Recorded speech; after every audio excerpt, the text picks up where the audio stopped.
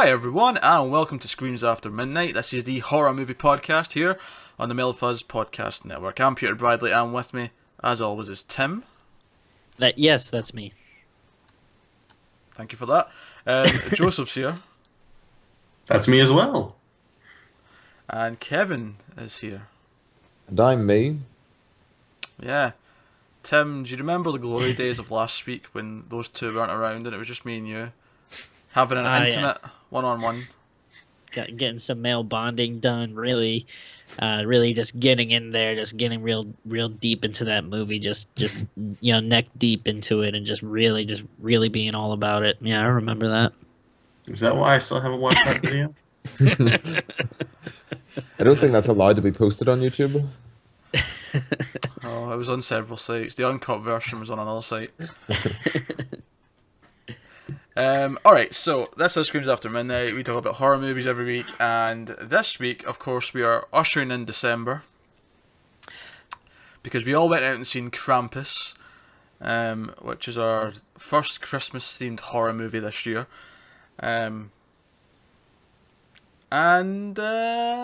Interesting. So we're going to see what everyone thought. Full spoilers, as always, for when we talk about our movies on this show. The movie was directed by Michael Dougherty and is a brand new release, obviously, because it's still in theaters. So, I'm going to go to Kevin, because Kevin is the wild card of us. Kevin's always been the wild card. If wild card means having the right opinions, then yeah. Uh-huh. It's not what it means, but continue. Kevin, what did you like Krampus? Yeah, for the most part. I thought it was a lot of fun. I wasn't going and expecting like high art entertainment, but like for what it was really fun. I mean, I really enjoyed the characters. I thought they were all really well created. I really liked the sort of the lore to it. I really enjoyed the lore to it. And I thought the third act let it down a little bit, but no, overall it was still a damn good time. That was a longer answer than I was expecting to did you like it, but I'll take it. Joseph, did you like Krampus? Christmas Vacation meets The Gremlins. If you don't like this movie, I don't want to talk to you. That about sums up. Timmy, did you like Krampus?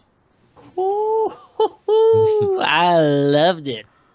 I've not heard you make that noise since we were talking about Ash vs. Evil Dead episode 1. Which I also loved. Yeah, I liked it a lot too. I think right from the start, because it opens with the slow motion, like all the shoppers running into the store on it's not quite Christmas Eve. It's like 22nd or something like that, December, but they're all running into the store in ultra slow motion as it's beginning to look a lot like Christmas is playing, and right away I was like, this actually feels like a Christmas movie. Like there has been Christmas movies in recent years. Like I saw Arthur Christmas when it came out, and there's been another couple in the last, say 5 years or something like that. But this is the first time, I think, maybe in my adult life, where I actually feel like I'm watching a new Christmas movie. And that sounds like a really weird statement to make, but what I mean by that is it felt like it could have been made in the 80s, I think, is what I mean by that. Yeah, I can see that. Any Christmas movie I really sort of put on like every year at Christmas, they tend to be stuff that I don't even remember my first viewing of. Like, I just always remember knowing the plot to Home Alone. I always remember knowing the plot to Gremlins. I always remember knowing the plot to whatever, Like, they're so deep in my history that I don't remember a time not knowing what those movies were about. And in that sense, it was kind of weird watching this as a first viewing, because I'm like, this feels like a movie that I've always known, but like it's just happening. Like I don't know what's happening next. A new perennial classic. Exactly. That's the feeling I got from it. It felt like the 80s, for better or worse. I think there's like a difference between like a Christmas movie and a movie that just happens to be set at Christmas. Like it's not just like a like a setting or a cheap gimmick or something. Like this feels like really Christmassy. Yeah, no, it does. It does. It's really Christmassy. I mean, the whole thing's the classic. The extended family coming together at Christmas, and they don't particularly like each other, and hijinks will ensue. It's just unlike, say, Christmas Vacation, you also have a giant evil goat version of Santa try to kill them, as you do. Man-eating toys and gingerbread men. Yes, yes. So let's get into it then. Yeah, Kevin mentioned the characters, and I have to kind of agree that they did a good job of distinctly teaching me who all the characters were. So even if they weren't all, I mean, they weren't all deep. Of course, it's not a movie where they all have deep arcs or anything like that. Yeah. But I felt like I knew who all the kids were very quickly, and that's a feat that I think a lot of modern movies get wrong. I think they're afraid to give a character just like a one-note gimmick. But in a movie like this, the kids kind of need that because they're kids. I mean, Yeah. you know, like right away, I'm like, okay, that's the fat one who just stares at people. You know, that's the two tomboys. This is the main kid who's sympathetic. But they didn't go too over the top with it because it would have been very easy to make the sister just the stereotypical teenage bitch, basically. And I thought she actually wasn't that bad. She was kind of redeeming for the most part. No, she like, cared about her brother. Yeah, exactly. She cared Yeah. about her brother, which is more than usual, I think. Yeah, like she at first it kind of seemed like maybe they were leaning kind of towards that, but then actually I think maybe you kind of get that way like when you introduce to all the characters, but as it kind of goes on, you see like, oh no, they get like more fleshed out, and you get more of like a kind of familiarity with them. Yeah. One person in my theatre right in front of me did lean over to whoever they were with and complain about the grandmother because if she understands English, why isn't she speaking English? Yeah. Because like both Adam Scott and the son were both speaking to her in English and she was speaking back to them in German. That was strange. I took it as a quirk. I let it go. Yeah.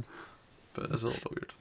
Well, I have like friends like from like different countries like Poland and stuff whose like parents obviously like can speak English but usually prefer to speak their native tongue. So it's probably just like a preference thing. I think usually you like kind of like to talk with the language from where you are, and will only use it if necessary. It's a bit extreme though when there's people in the room who can't understand you, and she insisted in still speaking in German, and the son Yeah. had to translate for them. I mean, I don't think she gives Until a the shit most about pivotal what moment of the. the film, she actually just drops the act. Yeah, Yeah. she's like, yeah. Well, that was quite funny though because the evil aunt character's like, English, I knew it. No, I actually really like the overall setup as well. Not so much I mean, you mentioned the lore, Kevin. I don't even really mean that. I just mean the idea that they're trapped in the house, and the surrounding area is like caught in like a really bad storm, and they can't get out. Like I like movies like that. I like the we're stuck at the home base, and can't get out for help kind of thing. I like that stuff. Yeah, no, I'm the same. I enjoyed that part about it as well, but I think in like talking about the lore, I wasn't really overly familiar with the whole Krampus lore before, so this is like my first exploration of it. I think they did like a really good job of explaining everything for like a newcomer, and I really enjoyed it. I thought it was like they did it so that it wasn't. I mean, I don't know how the Krampus things was to be portrayed, but they didn't portray it in overall like in a more serious light. They made it like light. Yeah, So yeah, it we're was having fun with it. enjoyable. Like, Yeah, there's fucking gingerbread men trying to kill people. There's only so serious you can take this. Yeah. And then that big snake Jack in the Box looking thing. Oh, that It was bloody eating people. terrified me. oh, that moment you see eating alcohol. That's probably one of my most satisfying moments in that film. Did you not like that child, Joseph? No, it's like the movie isn't. It's not particularly scary. It is Oh, more no. fun. It's more fun the whole time, and it just is that like little one moment where it gives you a truly horrifying image. It's just of its mouth opening wide and seeing the legs get Yeah, pushed in. I think that's where the comparison to Gremlins comes in because it's a Christmas movie that's kind of set around the idea of a horror movie. It's not necessarily that scary for the most part, Yeah. but it's just the sort of the fun small town Christmas horror vibes that you get from that in the same way. I think like one of my favorite things about it was like all the monsters and stuff. Like some of them I did think were genuinely creepy. Like Yeah. that Jack in the Box thing, that like angel thing. I thought was like really triangle. disturbing. Yeah. and like they like yeah, like I agree, like it's not something like super scary. Like I wasn't afraid to go to bed that night, but like as I was watching, I was like, oh, like these look really cool, and they are definitely like creepy. A question: was this PG-13 in the US? Yes. Yeah. PG-13. Yeah, I was thinking it should have been because there was a fair bit of swearing, and I wasn't sure because I was like, because other than that, this is easily something you could show to maybe not a young kid, but like anyone who's like, If it wasn't for the swearing, it probably would have got a PG rating. yeah, because There really wasn't any gore or anything. nah, no gore. Like I think an 8-year-old and up would be more than comfortable watching this, and that's fine because it's a Christmas movie and it should kind of be accessible for the most part. That said, I do enjoy more R-rated Christmas horror movies, and we'll be getting to those in the next couple of weeks. Don't you worry. Like the Santa Claus. Yeah, Tim Yeah, Allen's Tim a scary Allen. mofo. Come on. I've seen that version, Kevin. I've seen that. um, what was everyone's favourite moments then, Joseph?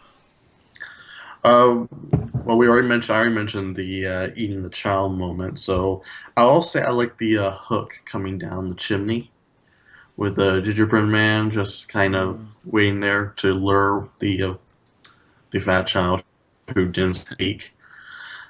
And just that moment where he bites into the head and the gingerbread man wakes up at that moment to tie the kid up, throw him up the chimney. Yeah. And then, it's mostly once the monsters start coming into the house and the fighting starts in there. It gets pretty insane. That was really where shit started to hit the fan, and it just sort of spiraled until the end of the movie. The ant with the pump action shotgun, and then getting taken and saying, "I'll see you in hell." Because I really liked all the stuff before that as well. All the build up with them, like, all basically sleeping in the living room together with sleeping bags and shit, and it's like, oh, we're all hunkering down because we've got no power and we all have to stay together and keep an eye on each other. I liked all that sort of element of it. Tim, what was your favourite moment? Well, I do love anytime the animal like rescues a person. So I did. I was particularly fond of that that whole like Dave Keckner versus the gingerbread men scene, and then the dog like jumping in and saving him at the end. But I mean, yeah, it's kind of hard to pick just one. I think that whole kind of middle sequence that like has like that and like all the crazy shit going on in the attic, like I don't know, kind of that like whole middle part of the movie was really exciting. Kevin, standout moment? I'd have to agree with Tim. For me, it was definitely the gingerbread man fighting scene. I really loved that. It was a lot of fun. And then, like Tim said, the entirety of the sort of I would call it the middle act. It was really just sort of it was really well paced, and it managed to keep me sort of essentially glued to the screen. I couldn't really take myself away from the action. I found it was really, I don't know how to say it. It didn't take itself seriously, and it really proved it with the second act. Like, Yeah. I just loved it. It's interesting because I liked the whole movie. I liked the second act as well, but I think for me the film was at its strongest during the build up. It was. I really like. Kind of. I think like what you're saying, like when it like first gets like the really bad snowstorm, and they have a couple of snowmen out front, But they don't know and it what's has going that- on. Yeah, Yeah, it's a little mysterious. That was pretty cool. I really like that section of the film. I like the build up to it and the not really know what was going on. And now, does anyone have any negatives they want to say? Because I do. I feel like my only real negative about the movie is that once it starts getting towards the end, it became abundantly clear how it was going to end. Yeah. Because once so many main characters started biting it, I'm like, right, okay, this is all going to get wished away at the end. Yeah. Like, Well, it became really clear that was about to happen. I necessarily didn't see that coming, like, or at least not like right away. But like my big complaint with it was that it did that last little bit did feel like really rushed. Like at one point when it's just you get like three main characters all die like one right after another. Like Yeah, that'd be my last part of it. Is that it went really quick because like the dad went. I'm like, oh shit, and I thought it'd be like the mom and the kids, or the two moms and the kids, and the snowplow for a while, like trying to escape the town, but it basically just ended right there. Like they all just went, and then the kid goes and confronts Krampus. So I do think the third act has a little bit of a rushed finish. And like I kind of kept, I think maybe it kind of plays with your expectations like a little bit because I kept getting the feeling that like no one was really dead. You know, like, I felt like that. Yeah. Like there was a family film had to be a happy ending. Yeah, and then like there's even a scene like when I think when they were out searching, like they heard the daughter scream. So I was like, oh yeah, maybe she's not dead. Maybe they're gonna find her, meet up with her, and then like stuff like with like Dave Keckner, like you don't really see his character die. He kind of just jumps on that like that thing as it flies away. So kind of like oh, they're gonna like meet up somewhere all at the end, and they're gonna be like maybe in cages or something, or Yeah, I thought it might go that way for a while, but once they all started going really quickly, it was kind of like, it was really abundant to me that what was about to happen, and I do going in. Like, I didn't know this, but after the first, 10 minutes, when I saw how much of an actual Christmas movie it was, and it wasn't just set at Christmas, I was like, okay, this has to have a happy ending. Right? There's no way this can end darkly. And it did have that sting at the end where they all realise... It's like... And I really like that moment, by the way, because he wakes up, and I can almost hear the audience groaning in the throughout, oh, it's all just a dream. Oh. I was. So you're the worst, Joseph. You just expect the worst. Because right away, it didn't bother me at all, because to me, it wasn't that it was a dream, it's that he asked for his life back, and he got it back. And this is just how it's presenting it to him, right? I was kind of thinking that might be the case in a way. I'm thinking about just make it seem like it was a dream. I was at that moment, I was a little like, that was my main negative at that point. Because I knew he was going to get that Krampus bell thing, as a present, and that would let you know that it really happened, and that he's just been given his life back. And by the way, I loved the moment when he pulls out the bell, and it's like they all forgot about everything, and then they all just remember it at the same time, and they all just sort of sit there like, that was bad. And then the final sting, when it sort of pulls out and it does that whole, oh, Krampus has got them all in a bunch of snow globes. To me, that's not the ending being like a bad ending. To me, that's kind of like the end of Men in Black, where, like where it's saying, oh, we're all just small parts in this greater thing. To me, I don't really take that ending as they're trapped in a globe in Krampus's collection. Oh, really? Yeah. I was thinking they were forced to relive Christmas Day forever for eternity. Yeah, at least maybe I'm wrong, but I didn't see that as being a dark ending where, oh fuck, they're trapped now, in Krampus's place forever. To me, I saw that as just a sort of little wink, like Men in Black style ending where, we're all small things in this big greater idea. I mean, maybe, I guess, like, you can probably interpret it either the way, because it's like they say definitely one way or the other. I just assume they were basically kind of stuck or frozen in this like little bubble of time where they're either going to relive it or that they were just kind of frozen. But I mean, it's not like they really, say very clearly that's what it is. Like, kind of make your own decision. Yeah. Sequel. Yeah. maybe we'll get a sequel. So yeah, third act was a little bit rushed. It did do that thing at the end that I know Kevin hates. Yeah, they did it in Insidious. They did it bloody every modern bloody horror bloody film. They do it in like it's all well and good up until the last 2 seconds whenever something blah jumps out in the screen, and like it's supposed to get it's really cheap bloody jump scare, and I really hate when they do it. Yeah, I laughed at this one because it was so over the top with so many things. I just started laughing because I knew it would annoy Kevin. I just rolled my eyes. I got a What bit of jump laughed scare are we after that. talking about? Right at the end, Yeah. before the Right at the credits. very, very end. Oh, I just remember them zooming out of the water, like snow globes, and then credits. No, Yeah. it lingers there, and then basically like the gingerbread men and these like elves and all that all jump out at the same time, and it goes to Oh, credits. I remember what you're talking about now. I don't remember it. I just remember snow globe fade out credits. Okay. I know I'm not imagining it. Kevin's seen it. No, yeah, I saw it. Maybe by that point I'm like, okay, I've seen the film. I'm content. I'm done.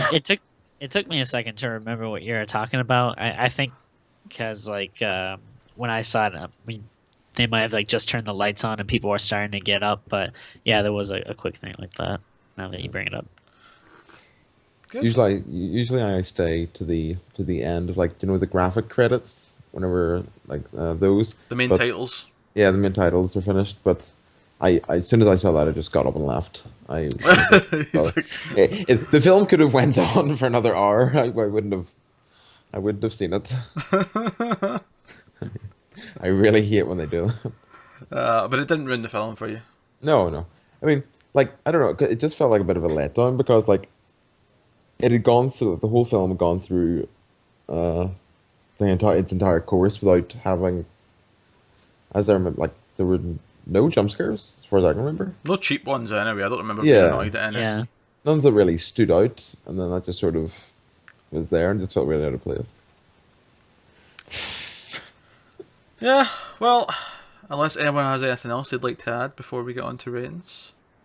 I'd like to say that we discussed how this might become a perennial classic. I think I'm going to double bill this for my son with Polar Express for the whole theme of believing. Yeah, I guess. I wasn't that keen on Polar Express myself. Oh, I love that film. Yeah. I I love don't it. know if I ever No. saw it.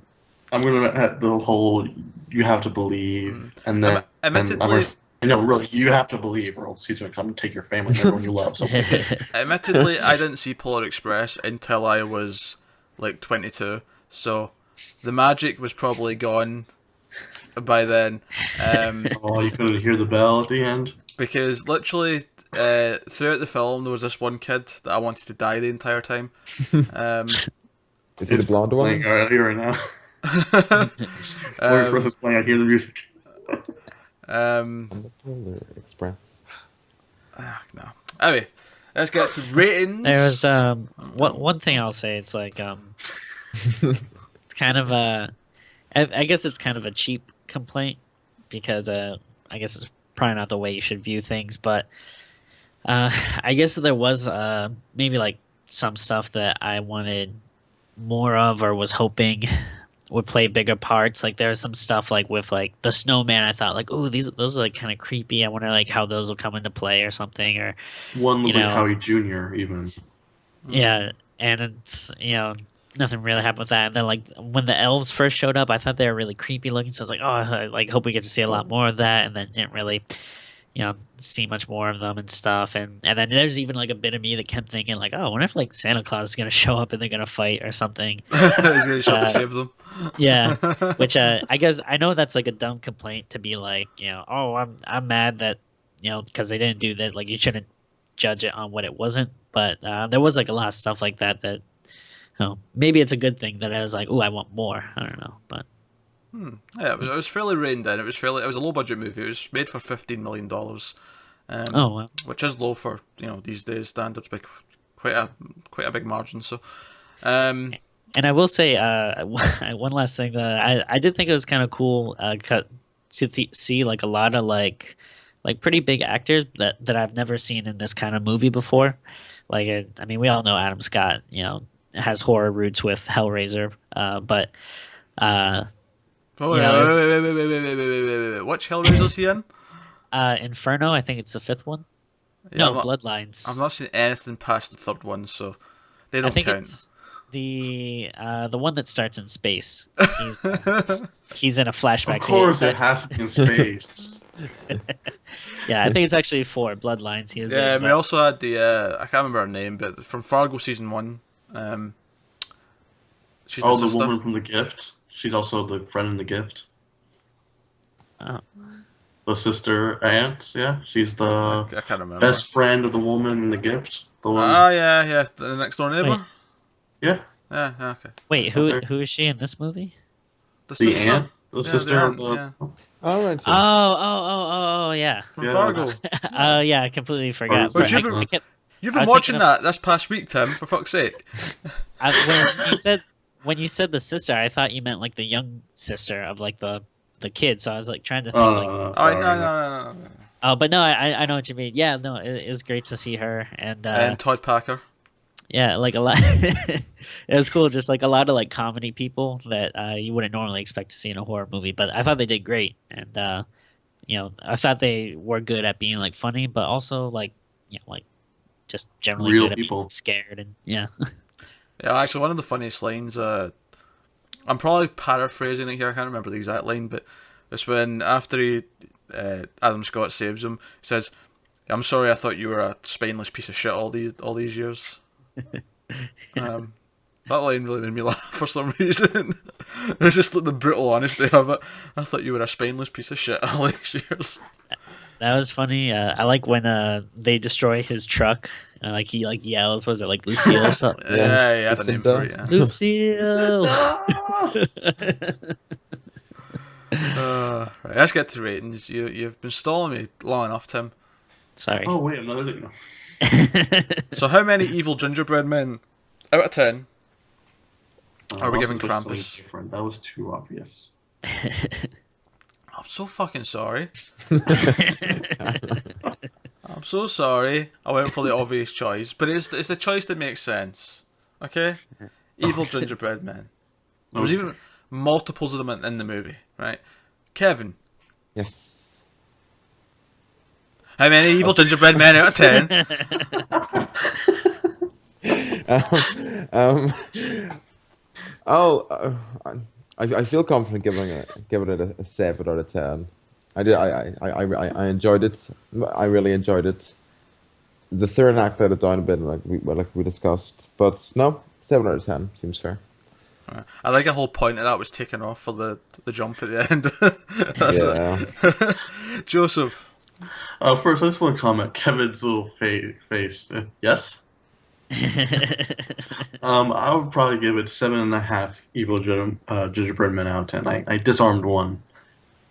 Ooh, Tim. Oh, I think maybe I'm in the Christmas spirit, but I think I'll go as high as an 8. I really really enjoyed it. I think fun, is the operative word here. This is a lot of fun, and yeah, I'd probably go even a little higher if it weren't just a few of those like issues with the last act, like we mentioned. But yeah, Yeah. I'm going to have to say with Tim here and go with an 8. I actually was thinking earlier on in the film that I'd be higher by the end of the movie. Like I'd be going for an 8.5, maybe even a 9. But like Tim said, third act wasn't as great as the rest of the movie. A little bit rushed. So settled on an 8. So look at that, a new movie in the theaters that we all liked. Yeah. That's nice. and this actually got me excited for like Pete. I know you're not the hugest fan of Trick or Treat, but I like that movie, and I don't dislike Trick or Treat. I just I like. Well, I mean, I agree. Like we talked about before. He's like I do agree with you that it is like a lot of people tend to kind of overrate it a little bit, but that's very. I like that, and I really like this. So yeah, I'm officially put myself on board the Michael Dougherty. I don't know, whatever he's Dougherty? got coming up next. Whatever his last name is. Dougherty. Dougherty. Dorothy. Dougherty. We need a Scottish accent to pronounce. Apparently you do. Oh, Kevin can see it. Doherty? Yeah, there you go. You can say that. Doherty? Yeah. Yeah, it's a common name in the UK. Doherty. Well, sign me up for whatever he's got next. I will say this was better than Trick or Treat then. I actually didn't realise it was the same director, so Yeah. Yeah, okay. I like this better than Trick or Treat. So is this his thing? He does holiday themed horror movies, right? What's next? I guess so. At least I just hope this one gets like a little more like recognition. Like I know Trick or Treat's kind of like maybe a cult classic now, but like it was like shelved for a while, and so hopefully this gets some good press. Yeah, that was Which shelved for holiday like 2 years, I think. Yeah. Which But holiday yeah. should we request next from him? Now that we have Halloween and Christmas. Oh, well, those are the think two we- good ones. So I think Hanukkah. we need an Easter one because I can't even think of Easter, it. Valentine's, St. Patrick's. Easter, Valentine's, Easter. You do an evil Easter bunny movie. So I don't know if there's an actual legend, but you can just make one up. Valentine's Day, evil Cupid. Ooh, and he, pretty he good. just like is making all these people fall in love with things like they shouldn't, like a spinning blade. Yeah. So they try making out with it and stuff. Oh, that'd be cool. We should just write that, Pete. This would have to be like this would have to be X-rated. There's like, oh, you fell in love with this saw blade. Guy just rips out his dick and just starts to try and fuck it, and there's just blood spurting everywhere. I love it. Oh, Kevin can play Cupid. This is gold. This Gold, I guy. tell you, gold. We make a Hanukkah themed one where like we get like a Jewish man to sharpen a menorah, like stab people with it. Okay, Oh god. it's not bad. Should do New Year's Day. There's not enough New Year's Day themed horror movies. There's only one that I know of. Like Ghostbusters too. New Year's Evil, Tim. Oh, okay.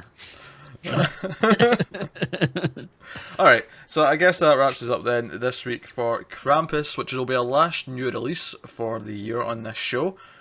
Although I'm sure we'll have many more throughout 2016. So, the plans going forward then for everyone who enjoys the show, we will have another 2 regular episodes this year, both based on Christmas themed horror films. I won't spoil them yet, but that's coming.